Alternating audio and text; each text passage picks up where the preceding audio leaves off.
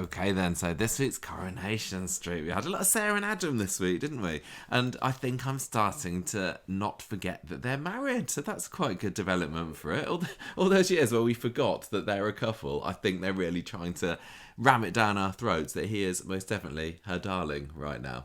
My darling. Where's this come from? She's done this for a while, and every time she says, "Oh, there you go, my darling," I'm like, no. It's like her little catchphrase that's come out of nowhere now, isn't it? It's very odd. But yeah, so we had that. That's our main story this week. What else was there, my darling? That was the Cad and the Boundary Dispute, which wasn't. I'm going to maintain this. What? There is no accent in the British Isles that makes my darling sound normal. Oh, my darling. Listen. Oh, my darling. In the year 2022. We've left my darling behind us. She can call him whatever the heck she wants. If you want to be regional about it, and she can't because she lives in the north, you'd say, my lover. But she can't because she's not from Bristol. No. We've then got the Max Impact storyline and whatever impact there was from Daniel pushing him down the stairs last week. We've got to find out this week. I've got a shipping name for our new couple, Jamie. Hamey. Jamie? What? You said you've got a shipping Gemma. name? Oh, sorry, Gemma. Excuse me, my lover. My name's not Jamie. Hamey is my new shipping name for Jacob Hay and Amy. Hamey? Yeah. I'd like it more if you didn't call me Jamie. Do you know that this is not... Once it gets out, you know what, we stole this story then. Everybody's talking about Hamey. You know, like the musical. Do you know that this is not the Joe Rogan podcast? Who's that? I'm not Jamie. You're not Joe. Okay, fine. Next up, we have got Kelly's mummy and the tumorous tummy. Because, Laura has got a hospital storyline. Or has she? I think she might be making it up, but I don't know. What's next, my lover? Nina writes... She did bugger all this week. She spent about 2 episodes just saying, I think I'm going to go to therapy. And that was what happened there. Then Can I just say, anybody who's tried to get on a waiting list in the NHS for therapy... Exactly what you say for about a month. All you got to do is turn up after the GP's back from holiday, and then you're sorted. You just go, I'm going for therapy. I'm on a waiting list. I'm going for therapy. And then we had a bit of Tim's Tricky Ticker tonight, and there was like one scene of the Drop Dead Ted storyline as well. Now I will take the Cad and the Boundary Dispute story. Dead Ted. Oh yeah. The Dusky and Crutch story. There was actually. I'll tell you now, Gemma. Emma saw a picture of herself, in inverted commas, in the paper and was like, ooh, this story's not over yet. What did you call this? What? Drop Dead Ted? This should be called Better Off Ted. Because everybody would be better off if they were Ted and therefore deceased and not having to endure the boredom of this story. But there was only one scene this week, so I'm going to let them off. Ted. Right, Gemma, I'm going to tell you, in case you have forgotten. Tell me, my darling. That's going to really get on my wig. Wow, join the club. Join the club. Right, Monday then. Sarah is still knocked off at Adam. She does realise she needs to cut him a little bit of slack though after last week. And then Lydia comes in with some pain au chocolat saying sorry for holding Adam up last week, me being a bit drunk and everything. If you want to win me over, you need to have an almond croissant. That is, if anyone wants to, curry almond Gemma's favour. Pour moi. Whenever we go to somewhere like that, you always have an almond croissant. Pour toi. Something chocolatey pour moi. Pour toi. C'est un pain au chocolat. Yeah, but I also like those little twisty things that you can get with the pepito chocolat in. It sounded like Sarah Lou. She was speaking French today, wasn't she? Anything chocolate for Michael and anything with almonds in for me. There we go. Just a little tip for you guys. So she has a bit of a moan about Daniel and Daisy a little bit, but that's a different story, Lydia, so I'm not interested. Imran tells Adam that something has happened to his car. So this is mere weeks after we had the whole scratching malarkey, and it's even worse this time because someone's only gone and smashed his windscreen. I think it's Sam dropping telescopes out of balconies again. Could be. He's staying quiet about it, that's all I'm saying. So could be binoculars this time. Yeah, probably. Adam has had enough. He's not being bullied. He's off to see Jeremy Bremner, the boundary dispute man. And Imran and Sarah think he should really go to the police first, but in true Corrie tradition, Adam's going to take it into his own hands. He's Scottish, he's hard, he's just going to toss a caber at him or something, and it'll all be over, he thinks. It's going to make him some really stiff porridge. Yeah, Sarah's a little bit worried about this. He with thinks salt in it. She thinks that Adam's going to be provoking this Jeremy guy, but they're trying to say no, it's going to be fine. Don't worry about it. So Adam's there. Sorry, that's after Adam's come back. I've just kind of missed the whole bit, which is Adam going to see Jeremy. Jeremy Boundary. Stop saying that. Stop interrupting me. I literally have nothing. Listen, if I can't say Jeremy Boundary and my darling, I can't add anything, so I'll just be quiet. Here's a reference to see if anybody gets, because whenever we hear anybody called Jeremy on the TV, Gemma and I say, Jeremy, why Anne? And the first person who can tell us what that's a reference to gets a shiny sixpence. They get a mug. Jeremy. They don't get any mugs. You can have a t-shirt. You can have a t-shirt. Jeremy, why Anne? Jeremy, why Anne? What's that a reference to? Right, so Jeremy is visited by Adam. I think he's got a little bit of a lockup down the bottom of Kitchener Street, which is like the dodgiest place in the whole of Weatherfield, because that's where Kelly goes having a sleep and gets drugs offered to her. And I don't remember what else happens there. Oh, there's tanning salons run by paedophiles down there and everything. Just round the back of the Roy's drugs, Rolls. You get raped, you get rolls, or you get cancer. Yeah, not so good. Anyway, so he's there and Jeremy's like, I ain't got nothing to do with this. And he gets his heavies out for a bit of intimidation, so Adam backs off. Next up, he goes back to work and Mr. Bosgrove's there. And I couldn't figure out who Mr. Bosgrove was. Youth wondered whether it was the other guy in the boundary dispute. No, it's not. I think part of the boundary dispute problem is that so much has just been talked about off screen, hasn't it? And you would be very much forgiven for going, what's this boundary dispute? Yep. I don't think anybody really knows. No. They've been talking about it for a month now, and it's kind of just leading up to this. Somebody in the writer's room went, what boring stuff do you lawyers do that nobody wants to hear about? And somebody went, I know. One time, I had an argument with my neighbour about a fence, and everyone fell asleep in the writer's room. And then they woke up and they went, brilliant, boundary dispute. Do it. Let's do that. Anyway, so he's either him or he's some potential client or something like that. If you don't know what's going on with the boundary dispute, that's fine. You haven't missed a single thing. Doesn't matter because it's Lydia. Anyway, there's a new client, isn't there? Yes, this Mr. Bosgrove. But he's very happy, and then the police come in and spoil it. He's got all kinds of boundaries. They've all got shooters. Huh? He's got all these boundaries, like I don't like it when I go out for a meal and somebody tries to buy me a drink. I don't like it when I go to a bar and somebody talks to me. I do not like it when I go to a urinal and somebody comes next to me and then gives me eye contact and looks down at my penis. How do you know about that? It's a boundary that you do not cross. Don't cross the streams. Exactly. So, Gemma, we're in the middle of an armed siege. Can I just say, it's not exactly a secret. Men all think it's a secret that you don't like standing next to each other at urinals. It's normal. I remember when I revealed the secret to you of sometimes there's a trough in men's toilets. I think I know there's a trough. You did, but I remember telling you and you didn't, and you were stunned by this. Disgusting. Sometimes it... Anyway, sorry everybody for this... for this repulsive diversion. Imran, Adam and Bosgrove are down on the floor, hands over their heads, and they've had reports of a gun. So someone's called in a gun threat to the lawyer's office, but then they go home when they realise they have not got a shooter. This is like what happens when you're a live streamer. What? When you're like a live streamer on Twitch or something, somebody swats you. I don't understand that reference. I'm not with it enough. I was feeling really sorry for the guys that had to get down on the floor, because that's... floor is probably skanky as, isn't it? I'm not just saying because, you know... Can I just say one thing? What? That floor is definitely not vegan. No, it's definitely not. Yeah. Anyway, so they don't have to stay for it for long because the gunmen go home because they realise that it's a fake gun threat. So, Sean comes and tells Sarah about this armed police at the solicitors, so she clops off to see that, gets back there, police are gone by this point, Bosgrove is not happy and no business from him in the future. What on earth's going on, says Sarah? This has gone far enough, the police didn't even tidy up after themselves. That lawyer's office is always a pigsty, isn't it? They should be arrested for... What did they do? Did they like go, I'm going to ping all these paper clips all over the floor?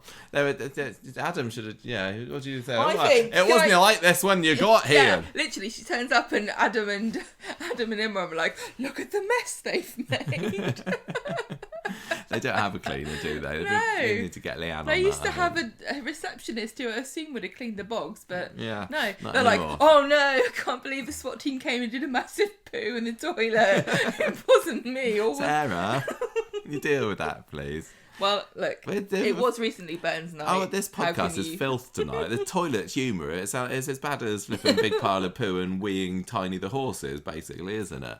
Well, there's Ian McLeod would be proud of us. There's a precedent. It's not our fault. So Imran is worried that this office is going to get a bit of a reputation for being a bit dodgy. I don't think that goes anywhere else.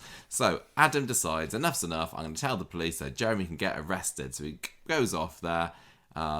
It's all okay. Sarah's having a bit of a panic. Is he going to come after them next? And she says, look, please stop poking the bear here, because you're going to have people coming after me and Harry soon. Adam says, no, don't worry, he's had his revenge. This will be the end of it, Sarah. And she that was says, a good episode of are you sure? Game of Thrones. What? With the bear in it. Yes, it was. Adam gets a phone call then from another unknown number. He's being harassed by Mr. or Mrs. Nobody. And there's nobody there. He answers it, saying, oh, I know it's yours, Jeremy. Yes, I was getting a bit pathetic now. You'll slip up sometime and the cops will be onto you. Don't answer the phone if you don't know who it is, because it's normally somebody pretending and they're a robot and they want you to know. They want to know if you've been in an accident. Yeah, it's probably that. He ends the episode pouring himself a scotch with a shaky hand. He's worried it has got to him. There's Wednesday. No need to be so stereotypical. Wednesday, Adam gets another silent phone call in the morning, and Sarah's still worried about the security of the place. Don't but Adam answer your says, phone. "Don't What worry, are you it's going to be doing? fine." No, oh no, he does actually, doesn't he? He pretends it's somebody else. Hire a receptionist and get her to answer the phone. That's what I would do. Or him. It is 20. I'd get a butler. Hello. Imran shows Adam that the gun raid has made the paper. I don't really think that goes anywhere unless I missed it.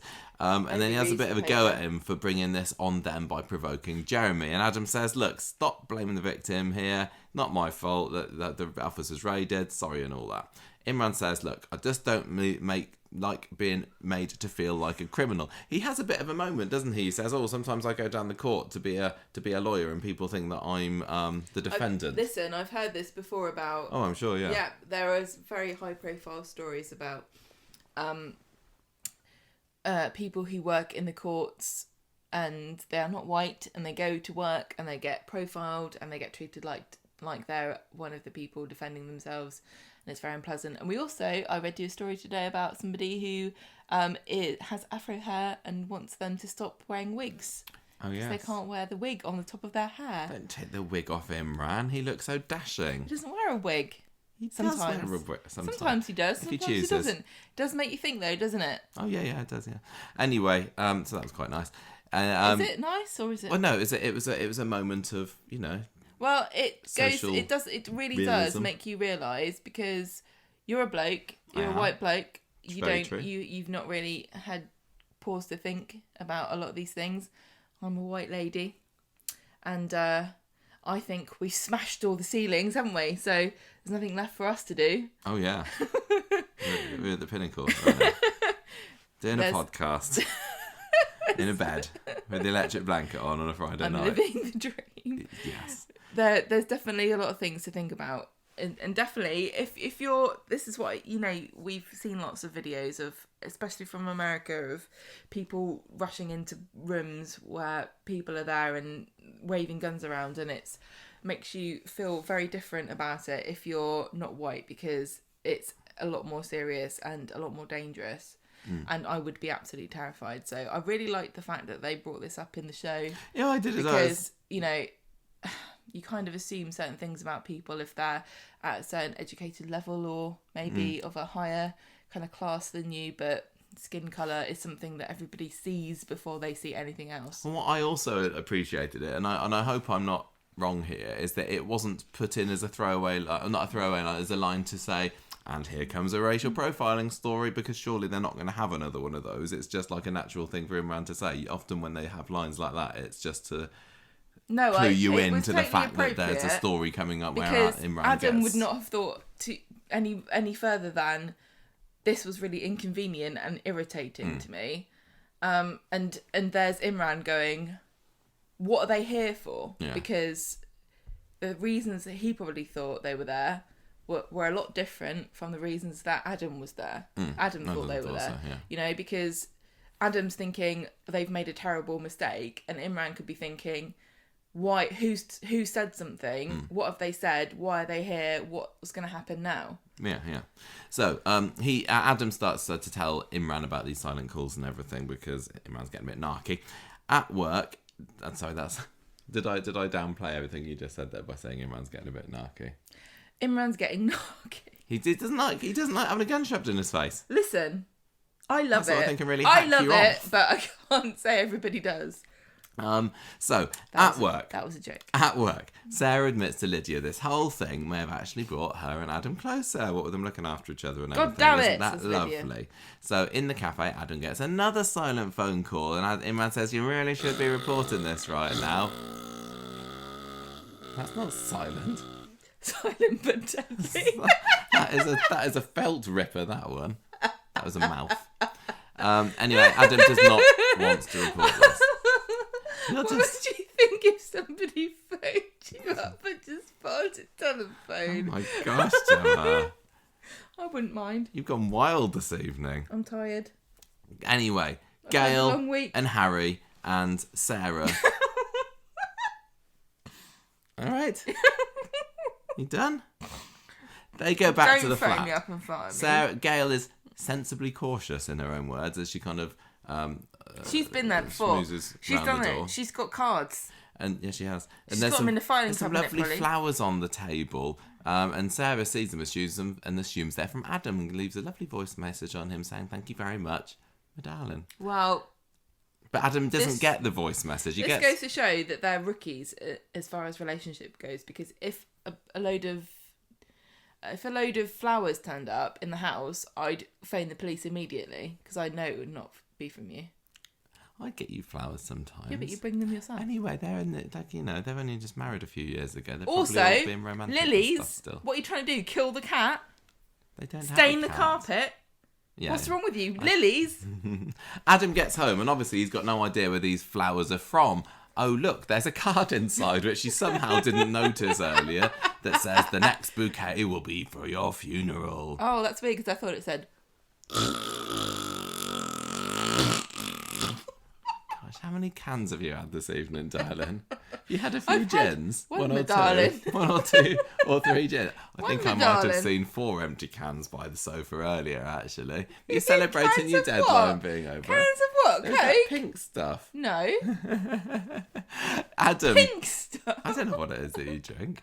Adam goes searching through the house because they realise that these flowers are on the table. The door was locked. Oh no. What if they're still here? I'm just going to carry on and ignore you. You just laugh away. It's fine. If you want to double the length of this podcast.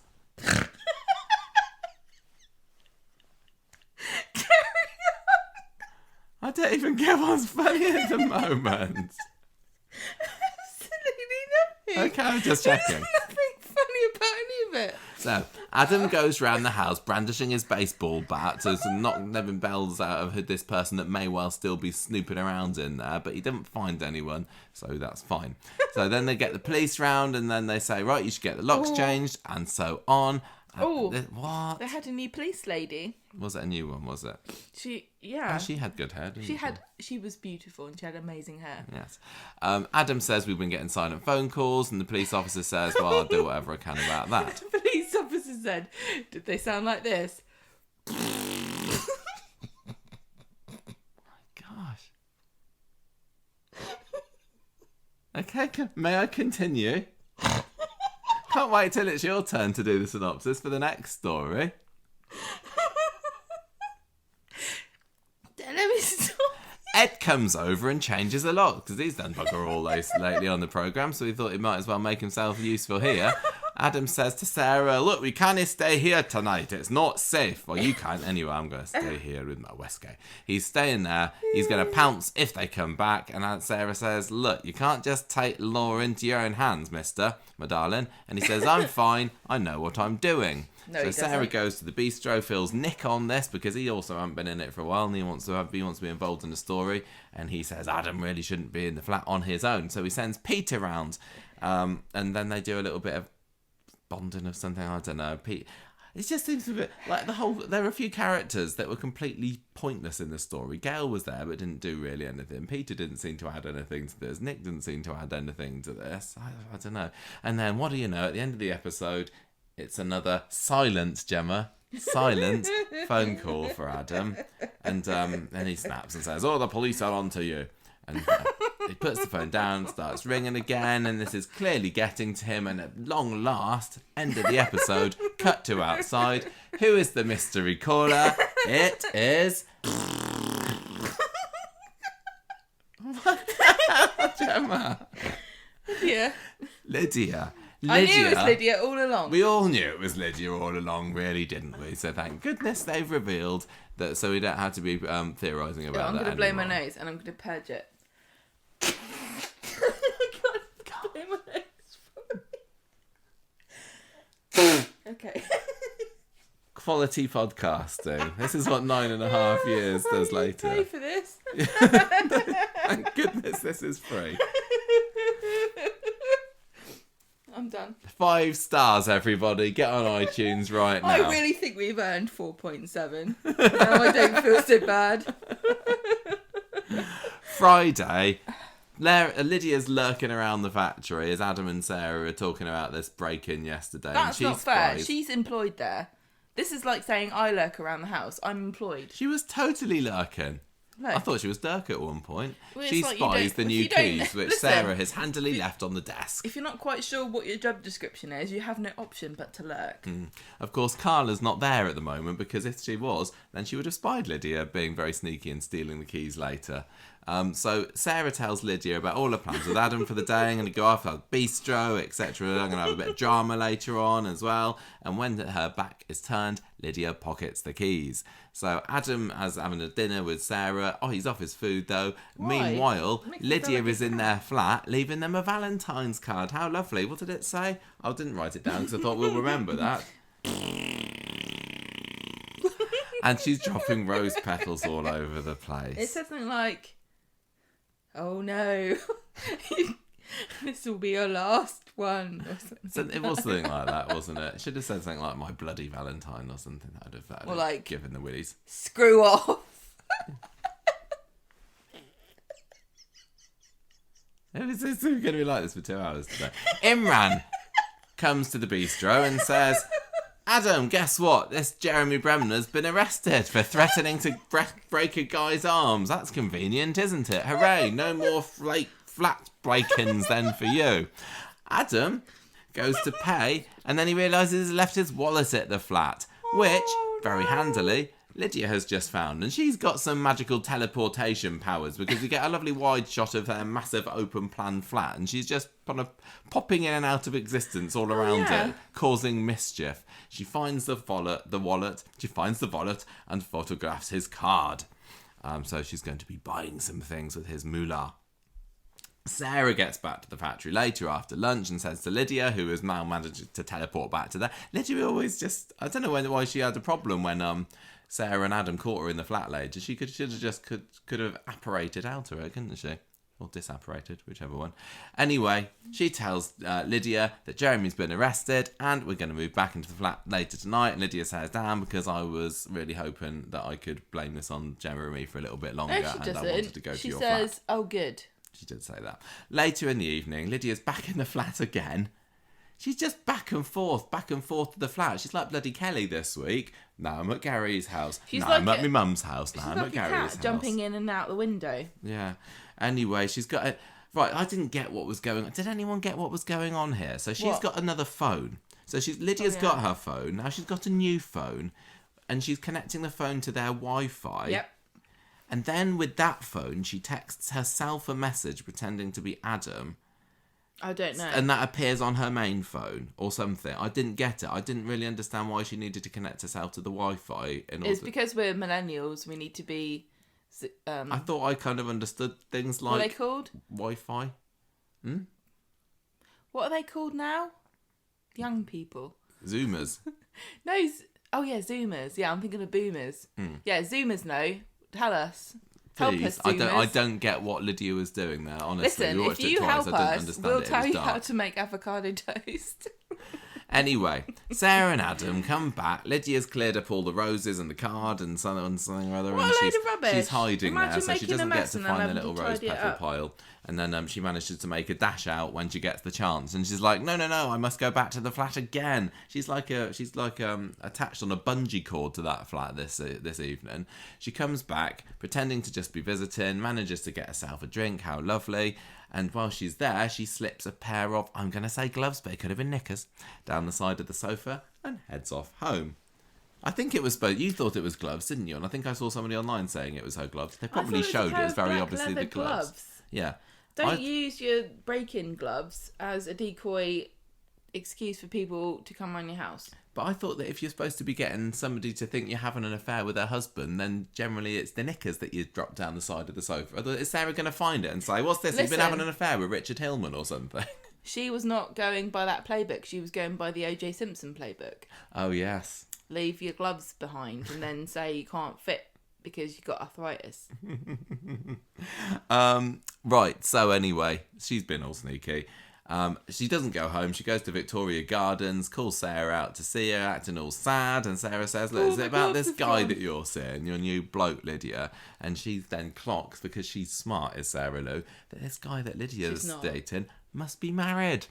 And she says, right, we need to go down the pub and talk about this properly. But she doesn't judge, because even though she says, well, I've been on the wrong side of an affair before, she's like, well, you can't help what you fall in love with. What a dilemma. You can't help it, but you can help what you do. Yeah. So yeah, they go down the pub for a bit. Anyway, Lydia tells Sarah that this bloke she's seeing is actually an ex of hers. I wonder who she wants to make her think it is. She says, I don't want to hurt his wife. It's just kind of happened. And Daisy's there sticking her neb in and is told to bugger off. Sarah comes home later, says, sorry, Adam, I took 2.5 hours in the pub there. What was it that he'd put in the oven for her? Cock a van. Oh yeah, he's cock a van, wasn't it? Yeah. He's cool about it though. Meanwhile, Lydia, there's lots of scenes of them going, oh, everything's fine, and then it cuts to Lydia going, ha ha ha ha. What she's doing at the end of the episode, again, I think I knew what was going on here.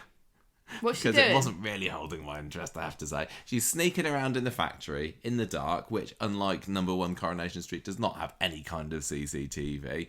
And she's putting some knickers in a bag, sprayed it with perfume, and is labelling it to Lydia XX, and she pops it in the drawer. She's the first person to put knickers in a bag in that factory in 3 years. Yeah. They just sit there and tap away on their computer keys, don't they? I haven't made anything. Take a couple of clipboards. So what's she getting up to there? So is the plan that... I assume that she put it in her drawer, so Sarah's going to find it and find that... I don't know. She's going to think, oh, that... When I saw this, I was like, we'll find out on Monday, I don't care. She's not going to find... She knows that that's not Adam's handwriting. To Lydia. Okay. Yeah. Yeah, I would know if somebody like, oh, I'm going to trick Gemma into thinking Michael's bought somebody underwear. I'd be like, number 1, not his handwriting. Number 2, he's not got the imagination. Number 3, if he was trying to impress somebody, he'd probably just buy them chocolates and eat them himself. So fair, that is fair. Yeah, I'm not mega interested in what's going on here. It's not that it. I said, did I not predict that Lydia was going to go crazy stalker She's gone lady? A bit bunny boiler, hasn't she? I quite like it, but I think she needs to be a bit more obvious with her tactics because we're too thick to really follow what's happening. Stop connecting your phone to Wi-Fi and sending knickers to yourself because I need a bit more. Yeah, this is too subtle for me. This is a classic cliche soapy story, but it's all Can't modern. Be doing with it. I'm too old for all this. I mean, wait till she sets up an MSN Messenger message that implicates Adam. It's all Wi-Fi passwords and tracking apps and all that these days, isn't it? It's literally every dodgy story on Coronation Street involves somebody getting into somebody else's phone and doing something. It's I understand most of what's going on, but I do feel sorry for the little old ladies that are watching Coronation Street. They don't have a clue. Well, at least we know they're not having affairs. I think part of the problem, like I said, it's very slow. This took a bit too much of tonight's episode for me, and an awful lot of back and forth between them. And I don't know how many times Lydia went to that flat, but I'm not too bothered about Sarah and Adam as a couple. And I'm thinking, well, what's going to happen? What's going to happen here? Sarah's going to obviously find out, or she's going to suspect that Adam's having an affair, much like Sally was suspicious that Tim was having an affair just a month ago. And then he's going to say, no, I'm not. And she says, oh, yes, you are, Adam. I'm throwing you out. Yeah, what's going to happen? And then Lydia's going to slip up somehow. And really? then Sarah and Adam will be fine again. What's the worst that can happen in this storyline? Adam and Sarah split up forever. Oh. But Sarah loses that lovely flat. Who knows? I do like the flat. It's very nice. Yes, new set alert. Yeah, we talked about that last week, didn't we? Very nice. Very. Not just new set, Gemma. We also had new coat for Imran this week. Did you notice this? Yeah, Where's his lovely checkered jacket? Where is it? He had a nice high-collared black number, didn't he? That was his raincoat or something. It was. It had a little. Yeah, you need a new coat. I kept thinking I need to get a new coat for you. Yeah. The other thing that I did like about this, the bit where Lydia was revealed to be the mysterious silent phone caller. I liked how there was rain. Yes, thank you. I liked how there was raindrops on the windshield, and it made her look all kind of warped and distorted and a bit creepy. Just like her soul. It was kind of creepy and effective the way that they had the flowers mysteriously appearing on the table and everything. I don't know. It's not grabbing me because Adam winds me up. He's just, he's so smug and smarmy. I also do not believe that he made a cocker van. You're not? No. Why not? You got to have lard-ons. He didn't even have them. Oh, fake one. Okay. I bet he just went down Here's the a co-op. mystery, Gemma. I bet he just went down the co-op and bought a cocker van and emptied it into a pot. I don't know. I think Adam can cook. I think it's the sort of thing he would learn to get a woman into bed. Just make one thing. I think it's a long game. What's your one thing that you're going to cook to impress? When I die, what are you going to impress the ladies with? What, to woo my next next conquest? Next co-host. Well, I mean, I make a pretty fine Weetabix with cinnamon grains on top. Nobody's going to eat that. A bacon sandwich. I don't think I'm quite good at spaghetti on toast. No. Tin spaghetti, that is. Not, you can't make bacon because you burn it, because you forget to put oil in the pan. Okay, all right. Anyway, I was going to say, here's a mystery for you, Gemma. Yeah. What's poor Finn doing while his mum spends all day and night either at work or sneaking around being naughty? Maybe he's in the Young Offenders Institute. I think that we need to get her sorted for get a scene because she's neglecting that poor boy. Has he just got a very generous aunt or grandma or neighbour? By Imran and Toya. Maybe. I think they kind of... The fact that they haven't even mentioned him, which is weird because they wanted us to know very much that, oh, look, she's got a son a month ago. And now it's like, forget that she's got a son because that's too inconvenient for the story. And I still don't know whether it's actually Adam's son. It feels like if Finn is going to be Adam... It's Finn, isn't it? If he's going to be Adam's son, then they want to keep ramming him down our throats to remind us about him. I don't care. No. We done? Next. So, hang on a minute. Why is Lydia doing this? Is it just because she is a woman scorned? Yep. Because he said that we only went out for 6 months and it didn't mean anything? I've not ever got this mad at someone, but you would have the potential. I can see myself turning evil, but I don't think I'd buy someone flowers. I think I'd just do a poo on the floor and leave it at that. Thanks for that image. Why buy flowers when you could just do a poo? That's free. Do you think that Lydia has the potential to, up the stakes and go proper crazy, or have we seen the limit? Yes, I like this idea. This is very unrealistic. I don't think many people really bother with all this nonsense, but I do like the trope of the scorned woman keeps men on their toes. Especially Adam. Such a cad. I know, he's too cocky, needs taking down a peg or two, doesn't he? Vanny. Right, Gemma, over to you. Max Impact. What has been going on with Daniel and Max this week? On Monday.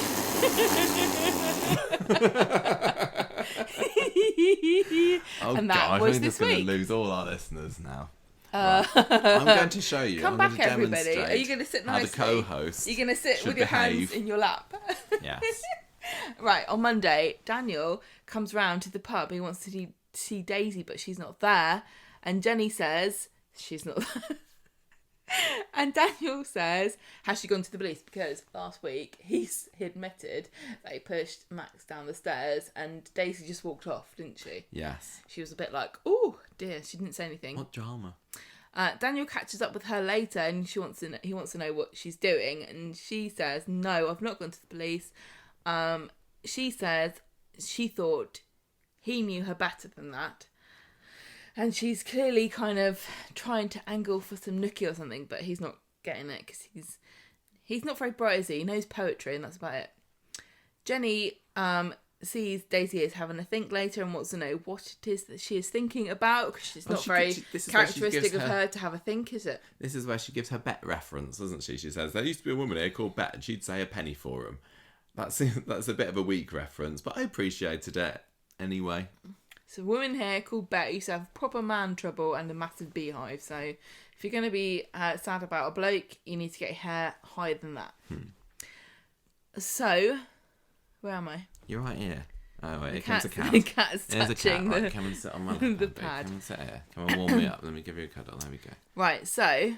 why was Daniel asking about the police station? And Daisy's like, oh, I don't know, I don't really know. She won't say anything. But she will admit that she's upset that Daniel is not taking it further with her and wanting to have a relationship. And he is very focused on his career. Yeah, he's always at that school, isn't he? Yes, he is so focused on his career. He's there from 9 to 3 every day. No, he's there from 8:55 till 3:02. Come on. And he was only a hard takes worker, an that hour Daniel. at lunchtime, which is very inconvenient for her. So, Max tells David that his film that he's made has been disqualified from the school competition. I think that's what it was. I might have made that up. They heard about the escapades with the police. I tell you what, if I get disqualified from my Jubilee pudding or my marmalade competition because of comments I've made on this podcast about farting, I'm going to be very upset. But also, if the Queen does listen to this, she might not want to eat my pudding. So I can see either way. Shona confronts Daniel in the street about Max's dilemma and has a go at him about the competition. On Wednesday, Shona confides to Gail that David's worried about what the school is going to say about Max returning to school, considering that everybody thinks that he lied about Daniel pushing him down the stairs, even though he really did get pushed down the stairs, but on the other hand, he deserved it. Later, Shona tells David that Gail's not really being very supportive of Max, and David said that Max needs all the help he can get from the family. And there's supposed to be a pupil referral unit that he wants to get referred to, and David's not very keen on that. No, Max isn't very... Well, nobody's keen on it. Max hears about this, and he storms off. He's not going to the Prue. Daniel sees Max crying at Victoria Gardens very unconvincingly, so he walks off. Not the best cry. He doesn't believe it. There's no water, therefore no tears. In the pub later, Daniel tells Daisy about seeing Max fake crying, blames himself, and she admits that it's very hard for him to be falsely accused of being a liar. And Daniel says, I don't want to ruin Max's future. And Daisy says he should come clean about him lying, but he needs to decide himself whether or not he's going to admit the truth. On Friday, Max has got to go back to school and he's getting a bit concerned about it. And David is also worried because he's not quite sure he's going to become unscathed after the day. Daniel sees Max in the street and says, good luck at the meeting. And Max is like, get lost. You did push me down the stairs and you make me sick. Daniel goes to the pub to see Daisy later. He feels a bit guilty and he's going to confess. And she says, I don't think you really should. Then they have the mediation meeting. I wonder which room in the school the mediation meeting went in. Was it Mrs. Crawshaw's office, maybe? It was not the staff room, I can tell you that for nothing. No, it wasn't. It was Daniel's room. And Daniel walks in, says, hello, this is my classroom. Can I teach a lesson, please? I've got to prepare for my next lesson. And they say, no, we're having a meeting, actually. He was having a lesson on the Scottish play, did you see? No. It said bloody knife, bloody hands, bloody something. Bloody hell. Yeah. Daniel bursts in and says, Crawshaw, you can't exclude Max. And Coronation says, yes, but you're on your last chance, Max. You're very naughty. She's already made the decision, hadn't she? Because the police hadn't taken it any further or something. The police are like, I don't know. I don't know what law this is. I don't have to know this. Bye. The Platts head back home and David tells Max he's had a lucky escape. Daniel goes to the pub. This is a theme. He says to Daisy about Max and he feels like he needs to clear the air with him. She can't believe he won't let it drop. So Daniel goes to number 8 and says, I'm very sorry about everything.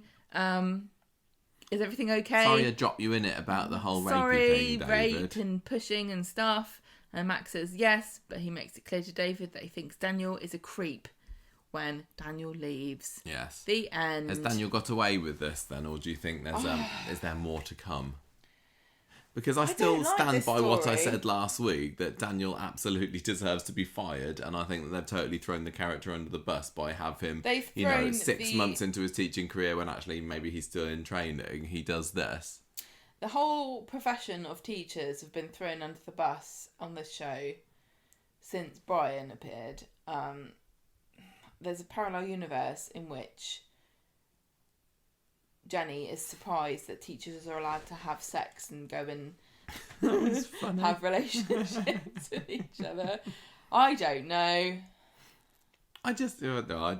It felt like this was, even though this storyline spread over 3 days worth, I think, it still felt like not a whole lot happened. They were talking about, Max is going to have a mediation meeting. Daniel says, I'm a bit guilty about pushing him down the stairs and everything. Max gets told, you can come back to school. And that was about it, really, wasn't it?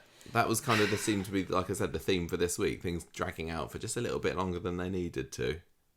Sometimes on Corrie, when you kind of, encounter something that you are not familiar with in your everyday life, Coronation Street can kind of teach you about it and maybe introduce you to things that you didn't really know. Whereas this feels like Coronation Street's like, everyone's had a kid who's been in mediation, had a pru or whatever it is. You all know what we're talking about. Anyway, let's move on.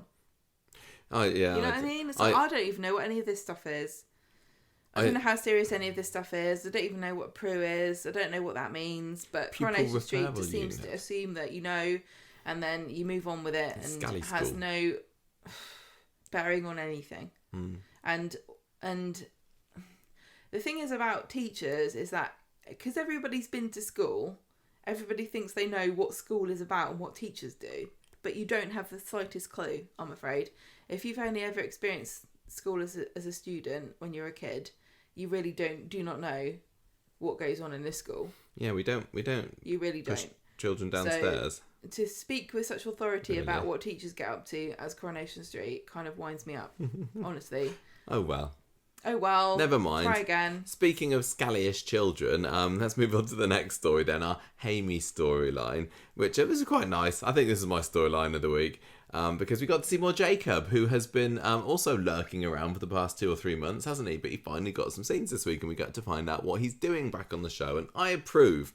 So, it is I'll reverse that. Amy's 18th birthday coming up, and the first scene on Monday is Tracy and Mary wittering on about the fact that she's about to turn into a grown-up, and also she's going to get £40,000 from Granny Deirdre. Very nice. Amy has also acting such a working class girl, quite secretive about some text messages that she's receiving, and they kind of start digging like, have you got a boyfriend and so on. So Amy admits to Summer. The sad thing is that 40 grand would not be a very good house deposit in almost any market in the UK now, except maybe very limited parts of the north. I know, it's sad, isn't it? Bloody hell, I was looking at how much you need to have a deposit for a house now. It's like £54,000. Is it really? I do not know I don't know how you do it. Nope. Anyway, Amy talks to Summer and Asher later, and she admits to them that she's seeing someone and it's going well, and he's someone who's made a change for the better in their life, but she's still very secretive about who this mystery fella actually is. And Asher says, look, you better be careful then, because if you're saying that he used to be a bit of a wrong-un, a bit like Corey, he might look like he's changed, but actually he could still be a bit of a murderer or whatever, or drug dealer in this case. So later on, Amy and Mary are Tracy and Mary are wondering whether there is an age gap, and Tracy seems to, I don't know where they got this idea, but they seem fixated on this, don't they? And then Amy brings up the fact that Dev bedded Tracy at one point, and also, here's a good reference, Wally Bannister, the old guy that was that played by Bernard Cribbins? Am I remembering that right? I can't remember. So, na, you can talk mum. But she still won't admit to her that she has got a bloke. Emma also wants to know what's going on with this as well. I don't know why she's appeared in this storyline. It's Amy's birthday on Wednesday. Hooray, she's 18. Prezi opening time. Steve and Tracy are there. They say, sorry, we can't take you out to dinner. We've absolutely not got a classic Corrie secret surprise party organised for you. We also got to see her present from Ken, which was lovely. Ken, did he appear in it this week? I don't think we saw any Ken. I think so. He has bought her 10 driving lessons and a framed family photo with her as baby Patience. Oh, that was really sweet, actually. That was lovely. I did appreciate that. I've got no idea how much a driving lesson goes for these days, but judging by inflation and how much housing deposit costs, I can only assume they're about £35 each. Maybe. What were they for you? For us? Well, mine was about like 16, £17 or something. Yeah, when I learnt to drive. Yeah, that was a nice picture, but it did very much look like a everybody pose for the pose for Women's Own magazine. For the publicity picture, please. So Summer and Amy agree to find that they're going to find out, because they're still asking about this this bloke that Amy's got. They're going to find out at tonight's surprise party, because this is right. Tracy has clocked that Amy is wearing a new bracelet, which is clearly from this new fella.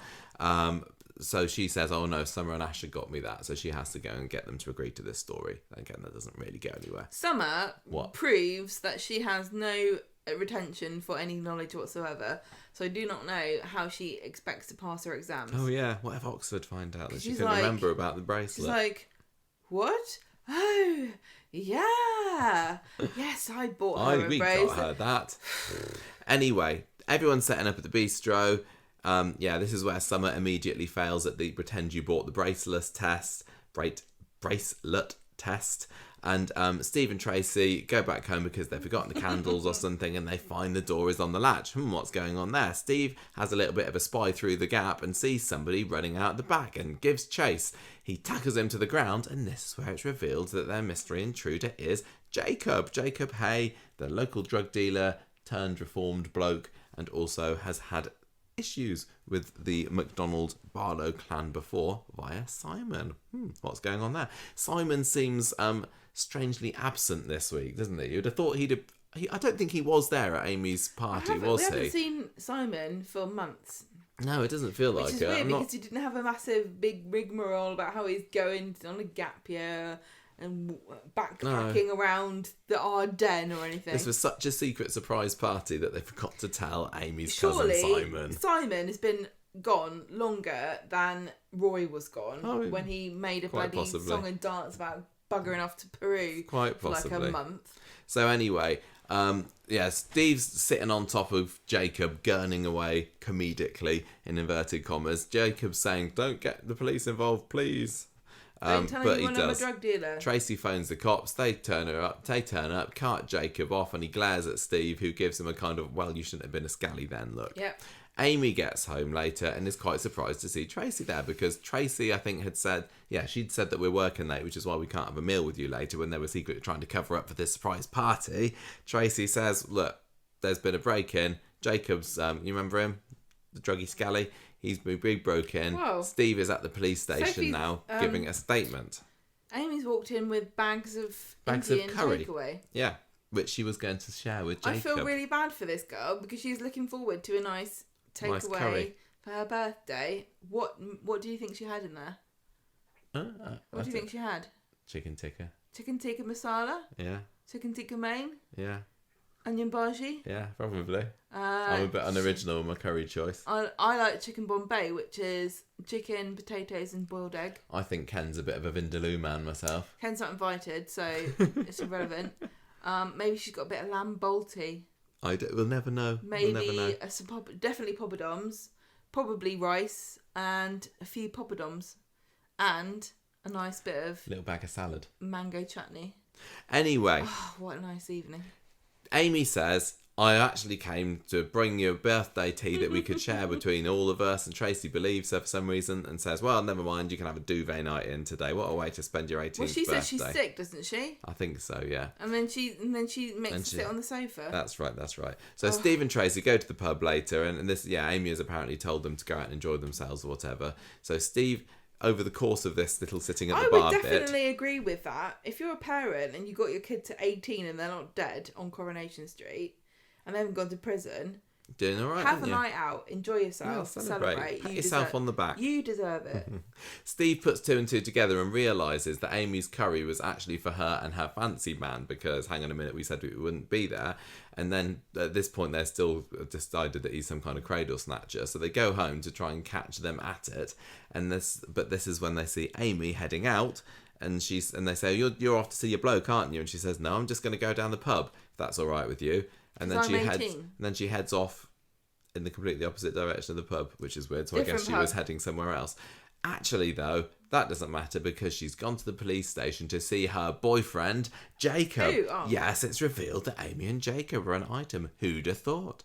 So, Friday. Steve's not particularly pleased at the beginning of the episode to hear that Jacob has been released from the police station, and Amy spends most of the episode going back and forth to Villain's Alley opposite Speed Dial to snog his face off. Jacob says, look, you told your family about me yet? No, not yet. But I will, though. Just like Tim, you told Sally about your heart bypass yet? Not quite, but I bet I will. So, Summer and Asher go round to see Amy later. Why don't you tell us about Jacob breaking in? And she tries to play down the whole thing and says, look, don't be too harsh on him. And then, this is when they themselves put 2 and 2 together and realise, hang on a minute, maybe Jacob is your mystery man. And she has to come clean, but she says, don't worry about it. He's changed. He's a reformed criminal. He's all right. He's on the straight and narrow. Yeah, exactly. He didn't steal it or nothing. Steve later on is setting up a CCTV camera outside the back of the house in an attempt to catch Jacob should he return again to steal something else. Not that he took anything the first time, of course. And at the end of the episode, more snogging away from Amy and Jacob in the alley. And she says, by the way, watch out, we've got a camera now. And he's like, don't worry about it. I'm going to do this the right way. I'm going to earn your father's respect. And everything's going to be okay, because I am a new man. Gross. Bring back COVID. Right, Gemma. No more firstly, kissing. Amy, 18. Thoughts? Can you believe it? 18 years old. That's out of any kind of character coming of age, that really, to me, makes me feel quite old. What about you? No, I don't know, because I don't really think about it. I've got massive, really, really vivid memories of Tracy being pregnant with Amy, and that Christmas where she sneaks into she goes to the cab office and she tells Steve, you're the father, and all the stuff with Roy and Hayley thinking that he was the dad and everything. It seems like not very long ago, but it was actually a very long time ago, and it just feels very, very weird that Amy, who we've seen properly growing up, because Elle took over, I don't know how long she's been playing now, like 10 years or so maybe. It's been so weird. It is very weird, because soaps are one of the few shows where you literally watch characters grow up. And we have seen it with lots of other characters before. It was just Amy as, somebody in the main family. Everyone has a character that surprises them and makes them feel old. And do you remember when you were a kid and you'd see your parents' friends and they'd be like, oh, you're so old, look how grown up you are, and you'd always be like, who the hell are you? I don't remember who you are. Yeah. It's so funny, and seeing her with the boyfriend as well, because I think I'm right in saying this is Amy's first boyfriend, isn't it? They've left it quite a long time to give her her really? first Do you think man. so? Well, usually they're snogging away, much earlier than this. I think it's cool, and I really do like the idea of Jacob and Amy together. Sadly, this was one of the few things this year that I had been spoiled about. I'd seen some pictures of them, and but now I was really excited to see the two of them together. I think that's has got the potential to be quite a good match. What do you think? He's a wrong un. Any further thoughts? Jacob and Amy, do you like this? Do you hate this? Are you ambivalent towards this? I'll see what happens. Oh, that's a shame. I was hoping you might be able to tell me what you actually thought about this. I've just think? told you I flip and think it's great because what do you want me to say? I like Jacob. I like Amy. Do you think that he's really reformed, or Is he just stringing her along to try and get his hands on that £40,000 or something? How old is he? A bit older. A little bit older. I don't know. It seems to me that... I don't know, he's acting like he really has changed. But I don't know. I hope he has. I don't want him to disappoint me by being a naughty boy. Don't disappoint us and let us down. And Jacob will get very mad. I'm thinking they're maybe doing a bit of a Graham Proctor here by... even though he was never really that bad, was he? He was quite nice in prison with David. He wasn't a drug dealer. No, it feels like they saw potential in Jack James Ryan when he was in the show later and thought we need to bring him back, like they're doing with Kelly, rehabilitate him. And I much prefer him as being a bit of a Paul Foreman sort of character, has had a bit of a dodgy past, but is actually a nice bloke now. I definitely will have Jacob in the show, and I will forgive him miles before I'll ever forgive Kelly. Yeah, I think you're right. No, I'm really, really, really thrilled that Amy has got a proper boyfriend and a proper story, and I'm looking forward to seeing where this is going now. What's this CCTV going to catch, Gemma? Heartache. What are we going to see? Is Ken going to be sneaking out the back for a picking quick his nose, hag or probably. so? Probably is, yeah. Ken picking his nose Eating out. a bacon sandwich. Yes. Eating a sausage roll and be like, it's a vegan sausage roll from Greg's, I swear. I think that there should be some characters on the programme should get one of the Ring doorbells. Yes, if they would like to have a bit of extra front footage. Surveillance. Makes sense. People are getting them these days. And I enjoyed this story. This is good, great. I heard you. Gemma, you have won the lucky... to Kelly. Yeah, you've got So I'll tell you on the more short about straw it. here. What's going on with Kelly's mummy and her Everyone on tumorous tummy? Monday thinks she's great, don't they? Yes. We just have a scene at the beginning of the week. This story irked me this week because it was like, oh, we're all happy, and oh, now I hate you and I'm leaving. Oh, now I forgive you. Oh, now I'm going again because you said something to make me sad. But yes, at the beginning of Monday, everything's lovely. Isn't Kelly wonderful? Viewers, please fall in love with her if you haven't done so yet. She's insecure because she has no permanent home. No. She meets up with Stu in the cafe and he's very excited and chipper about life because he's got his job working as a chef at Speedo, so he invites her there at lunchtime with Maria and Gary. And as she leaves, she bumps into Laura and she doesn't want anything to do with her, but Laura is looking a bit sad. So they have this meal at Speedo. Everyone's happy until Laura shows up and she says, look, I've got something to tell you. I'm dying. What? Kelly doesn't believe her, and Laura says, I've got stomach cancer, I'm dying. She starts crying. I'm sorry I've been such a rotten mum all these years, but I've got a new bed sit. Great. Bit squalid mind. And Kelly thinks she's after a handout. So Gary finds Kelly having a quiet moment in Victoria Gardens later and wonders if Laura was telling the truth. And Gary reminds her that Laura's been a horrible cow and nobody would blame her for bidding her off, even if she does have stomach cancer. In the evening, Maria and Gary talk about Kelly and then head off to have a sexy bath. And while they're doing that, Kelly sneaks out of the flat. On Wednesday, she tells Maria and Gary she's not feeling very well and they tell her to take it easy and they leave her alone in the flat. It's also Kirk's 40th birthday, but no one cares. No. It has been Kirk's 40th birthday. He's crossed out today, hasn't he? Yeah. So he's still 40. I thought that was kind of funny. He can be 40 for a whole year. That's also mad. I said it was crazy thinking about Amy being 18, but Kirk at 40, yet they're still writing him like he's a 4-year-old. I think they need to do something about that. Kirk sees Gary in the street and says he saw Kelly out late looking a bit rough, and so Gary and Maria start to worry that she's back on the drugs. But we find out where she actually has been all this time. She's at Laura's house and she is helping her tidy up, clean, trying to feed her, looking after her dear old dying mum. And Laura's looking a bit shifty. She refuses to eat the microwave meal that Kelly has brought her. And Kelly accuses her of being a bit melodramatic. And Laura says, I want to be mates in what little time I have left. And she's getting a bit maudlin. She reminds Kelly that she's still a mum. And everything that Kelly is, she owes to her. And she tries to take a bit of credit for all the things that Kelly has achieved in her life. And so on and so forth. And they play cards. They play Go Fish. Laura starts to cheat. She wins, but they're having a good time. They're having a lovely time. Kelly returns home later and she says that she's been at the park all day, clearing her head. Gary and Maria accuse her of doing drugs, and she gets offended because she hasn't. On Friday, Maria says to Gary that they should start trusting Kelly a bit more. He goes to give her tea in her room, but she's not there. Oh no. He finds her later, and she says she stayed at her mate's last night, and she's packing stuff to leave, and Gary apologises for yesterday and says he gets overprotective about people that he cares about. But we find out Kelly has decided to go over to Laura's and is moving in to look after her. Laura thinks that she should stay with Gary and Maria and urges her to head home. So Kelly goes back home again, and Liam's baked her a cake.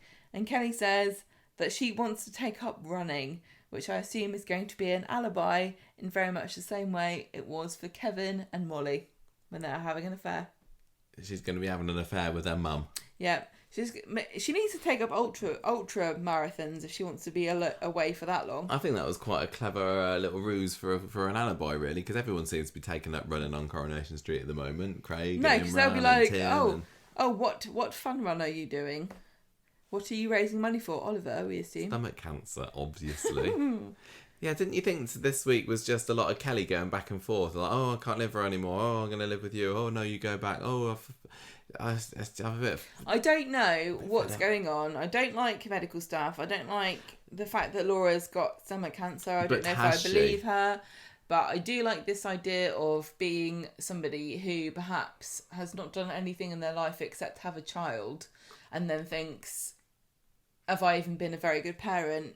Is this my only achievement in life? My kid hates me. What do I do about that? Do I win them back, or what's my legacy in life? As I'm dying, as I'm leaving this planet, is my only legacy being a parent for this child that hates me? What do I do now? So would you expect her to turn out that she doesn't have it in the end? She's looked quite shifty. I think she's looked a bit too shifty. I do not like another medical story. There was definitely a bit where she was taking pills. Yeah. I don't like this. I don't like cancer coming up over and over again. I'm sick and tired of it. I don't need to watch Coronation Street. I'm trying to tune out of my everyday life and escape things that, happen, and I don't want to watch it on the TV. So can we not have... I think you don't have to worry about this. I think that she's probably going to be fine. Can we just not have it anymore? This is a little bit like... We went so many years on Coronation Street without having medical dramas. Why? This is a little bit like when... Why does every person have to have a medical drama? Why? Because... I'm so cross. This was like when Scylla was pretending to have cancer, except that was a bit of a comedy story, wasn't it? When she pretended that she'd been on the sunbed too long. And it was maybe a bit of an ill-judged comedy story. When I heard that Laura said, I've got stomach cancer, it was nearly the last straw for me for this programme. Yeah. Honestly. They don't need to go down there. I don't want it. I don't think I really even needed to have Laura back. I was kind of like when she turned up again, it's like, oh, it's Laura. I didn't know she was coming back. But she's quite young to have stomach cancer, but it's not impossible. Anyway, nothing really happens. I don't have anything to say about it. Well, let's move on then. They're trying to rehabilitate Kelly. They're trying to shove another medical story down our throats. No, it was just a time filler this week. It was nothing. A whole lot of nothing. I don't dislike Laura. I think that those characters are fine. Would prefer to have met them under different circumstances. Nina writes states. So Nina, she didn't do much this week, but she spent 2 episodes doing it. She says to Asher, I'm going to speak to someone about my mental health. Dev, we see in a scene getting mad at Asher because she didn't go to Glasgow the other day. What's going on there then? Asher says, don't worry, we live in the future now. I had an online tour of Glasgow University. It was amazing. And Dev says, well... I didn't get glassed in the face once. Yeah, there's like, no, you got to be glassed in the face to get the full experience, unfortunately. And he says, give me the train fare back at least. So Asher goes and has a bit of a moan to Nina about this. And Nina comes back to the shop later and says, oh, Dev, actually, it was me that stopped Asher from going up north. I'm having anxiety issues. I got a bit of a problem with my whole mental health, which started when Seb was murdered. And that's all a bit awkward for Dev, isn't it? Maybe you shouldn't have brought it up. So, this was kind of juxtaposed with Dev having stressy times for somebody phoning up the shop asking for pistachio ice cream because they thought it was a gelato or something. Anyway, Asher goes to find Nina after work. Dev says, don't worry, Well, he has said, don't worry, I don't need the money back anymore. So Asher says, should we have a nice meal out tonight? Makes it sound like he's suddenly discovered he's got an ice cream machine and he can just make pistachio ice cream for free. He does have a nice little cooler cabinet, doesn't he? A freezer cabinet right next to them. It's probably, maybe he's thinking, digs around I wonder enough, who he the might hell find was going to buy this green box ice cream. of ice cream there, yeah. Anyway, Nina says, look, maybe we need to slow down a bit here. Because she needs to focus on her mental health a bit at the moment. She's not dumped Asher exactly, but yeah, she doesn't want to be going at it quite such a lick. So Asher says, okay, that's fine. Let's just have a kiss anyway. Wednesday, Nina tells Roy that she's got a GP appointment today. Like I said earlier, Dr. Gaddis is back off her holidays. I assumed it was Gaddis. We didn't see her, sadly. And she's just offering appointments to anybody because that's how it works. Comments about the lack of face-to-face appointments with GPs in this country. Well, we already found out. I mean, it was only about a month ago that Tim and Sally, when they decided they want to have their health check, like within hours, they'd been to see a doctor as well, hadn't they? Pretty good health service. It's a shame. That's why the police service is so shocking in Weatherfield, because they put all the money into the health service. Yeah. Anyway, she doesn't want to tell Asher that she's going to the GP because I don't want us to be about me. I don't know what that means. Anyway, Roy offers to go along with her, but unfortunately, and quite predictably maybe, Asher sees Nina going to the medical centre, but she luckily understands about Nina going with Roy and not her. But, well, she says she understands, but she looks a little bit pushed out, and they'll go in. Later on, Nina says, Roy, I've been referred to counselling. This is easy. And there's a waiting list, which at least is realistic. Yeah, that's true. And we get treated to a scene of Roy putting his trainers on, which he had occasion to buy in 1992 after, what was it? He did it. What made him do it? Olympic Christian the Olympics or something, he said. It was Barcelona was 94. There was no Olympics in 94. Barcelona was 92. Barcelona. That's the one. It was the first time that we met. Barcelona. How can I forget? There's never been a greater That's Olympics an amazing theme song. Do they do Olympic theme tunes? The moment that you stepped into the room, you took my breath away. I want to listen to that song now. Barcelona. Brilliant. They don't do. Why don't they do? Can you imagine how great the theme tune for the 2022 Winter Olympics? Did we have a 2012 Olympics song? Anyway, Roy's got doing his. He says, "Let's go and have some walking fun." And also, Asher wants to do yoga, which is not an Olympic sport. So shut up. Asher wants yoga. Roy wants walking. If you're going to do something Olympic, Kelly's doing her can running. we not do like alpine shooting or whatever it is, where you go skiing and then you shoot something? Yeah, let's do it. And yeah, so like I said, there must be loads of things you can shoot in matches. So there we go. We had about sort of 10 odd scenes there, which just ended up with Nina on the waiting list for counselling. How thrilling! I've got to listen to that now. That was brilliant. Tim, what's Tim been doing today? Don't poke me. He on Friday. Lean's still on bell duty. He's making Tim secret sandwiches, which is probably going to kill him eventually. She don't care. She's going to die before he does. Sally's not impressed. She catches them. And she is seeing Abby this evening. So Elaine and Tim decide to watch a movie. You teased me there, Sally. I was thinking, this isn't that great a week in Coronation Street, really. But you said that Abby's going to be in it later. You lied to me. Lies, Sally. I saw Nat Abby this week. They watched Terms of Endearment. Don't spoil the end of it, Gemma. We've got to build up to that. Sally says Tim loves a good weepy film. Because Sally's getting her nose put out of joint by Elaine going around and answering every whim, isn't she? So she does the, again, classic trope of saying, so-and-so likes this. So that when so-and-so shows so-and-so such and such, they go, hang on a minute, I don't like this. This is a film that is made in 1983. Like Me and the Pound of Coin. Produced by James L. Brooks, and it is adapted from a novel from 1975, starring Deborah Winger, Shona MacLaine, Jeff Daniels, John Lithgow, Jack Nicholson, and Danny DeVito. So it sounds bloody brilliant. Sounds like a laugh a minute. No. I can only assume that it's kind of like Twins, but with John Lithgow and Danny DeVito as the twins. Maybe. And what was twins was like when they turned out that they were twins. But wasn't there one where what's his name? What did I say? Danny DeVito, John Lithgow. No. Arnold Schwarzenegger is pregnant. What was that called?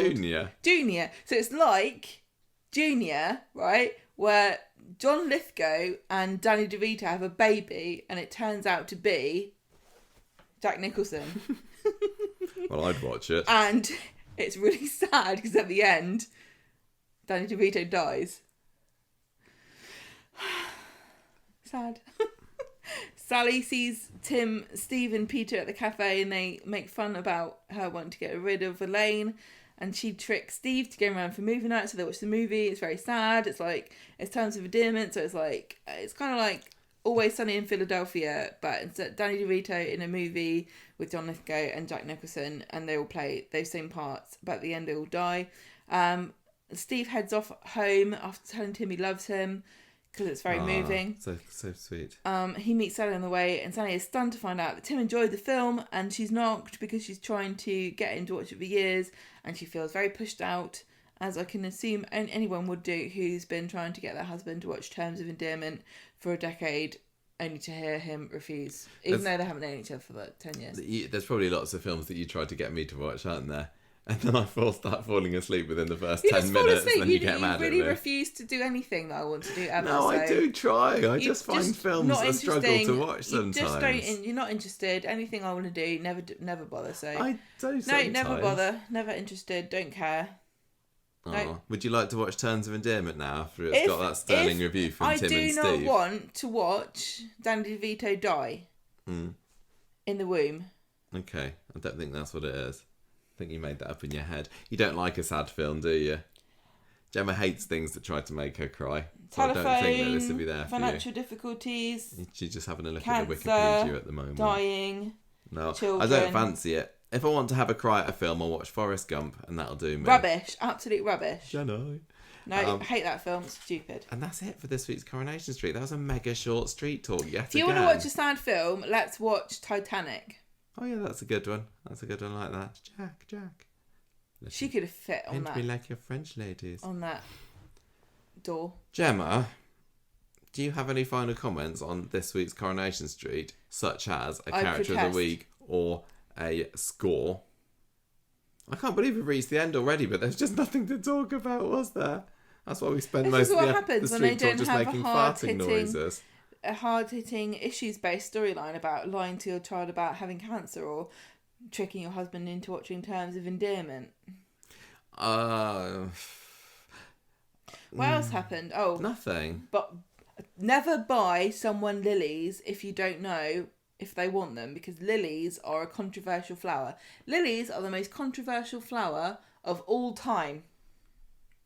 Why is that? Because they shed pollen everywhere, and they stain things, and they kill animals like dogs, cats, and toddlers. They're good to bring into school for when you want to show them the stamen and the stigma and the style and all that. Though nice and obvious. That sounds like propaganda to me.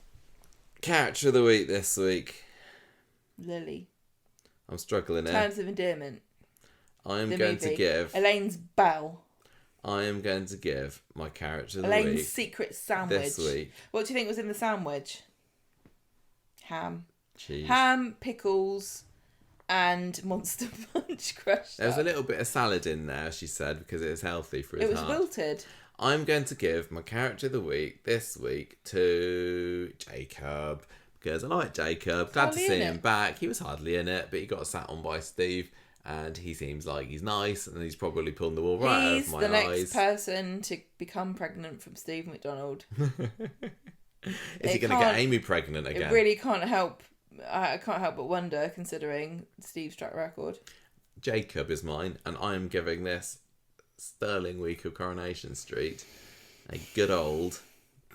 I don't 4 out of 5. Shut off, it's not a 4 out of 5. I feel really bad because a load of people on the Facebook group have been scoring really highly recently. Where's the marks to mark it out of? I'm going to give this week's Coronation Street... How How many sorry. farts out of 5? I'm going to give it 2 turs out of 5. What's a Oh, yes. That's what's on the front of it, yeah. Oh, gosh. Can you imagine if Twitter would have ignited if that had said turf? Can you imagine? 2 turs out of 5, Jacob. Can you imagine if Emma came out as a turf? She just like get a pen out and write it onto the. Yeah, why not? Write it onto a t-shirt. I don't know. You got to give a score, Gemma. This is the last. I'm going to give this to Kirk because us What? people who are 40 have to stick together. You're not 40 yet. I am this year. I know. You're not giving it to Kirk. Who are you giving it to? Yes. And I'm going to give this week.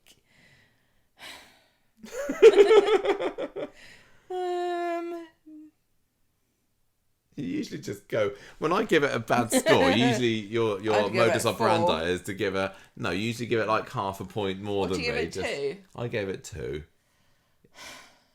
It was okay, the stuff with Lydia. I give it 2. Right, you've helped me out here. I'm going to give it 2.5 terms of endearment. Out of 5. Yeah. And you got Kirk. And Danny had one scene. Danny DeVito will live in my movie, even though in the original he gets terminated. Oh, I hope that there were people who liked this week's Coronation Just tell us Street, what you think. and I hope that you didn't feel sad about us. Never be offended or just a bit threatened dull, by wasn't someone it? else's opinion of fictional things. I've It's had fine. another Everyone's very, fine. very, very busy, stressful week this week. No and one's had a that good does. time this week in this house. Nobody. Abby's living the best life at the moment. Everyone's had the worst time. Have you had a bad week? Yes, terrible. Why? No one's had a good time. We've all been sad and depressed, and Coronation Street has in no way helped. So we give it 2.5. They're going to get and 2. excommunicated What's from that? Coronation 4.5 Street now. out of 20. That's really crap. 20? Yeah, because I'll give it 2. You give it 2.5. Yeah. Oh no, 10. Oh my gosh. Have I ever said there. I was good at maths? Have I ever said No, it? you have not. Have I ever claimed to be good at maths? No. Shall we But move on? Can I just say, I think if we did give it 4.5 out of 20, it would be totally justified. And that would be a very French thing to do because they like to score things out of 20 in Do France. they? Did you know that? Yeah. No. Yeah. There you go. They drink. What's that in They have French? coq au vin and have scores sur vin. And cook with lardons. Let's move on.